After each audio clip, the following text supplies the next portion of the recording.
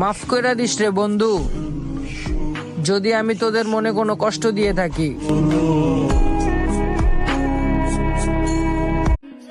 5 টাকার কলম দিয়ে যদি কোটি টাকার হিসাব হয়, পচা পানিতে ফোটা ফুল যদি আমাদের জাতীয় ফুল হয়, আমার বিশ্বাস আমাকে দিয়েও কিছু হবে। মাফ না করো আল্লাহ বান্দারে।